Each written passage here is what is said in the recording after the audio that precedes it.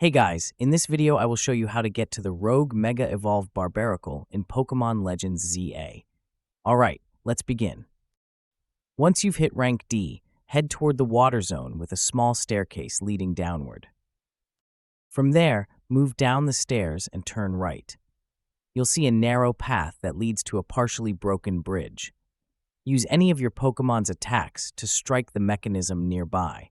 This will activate the bridge and create a crossing point. Once the bridge forms, head across and you'll find the Rogue Mega-Evolved Barbaracle waiting for you in the open area ahead.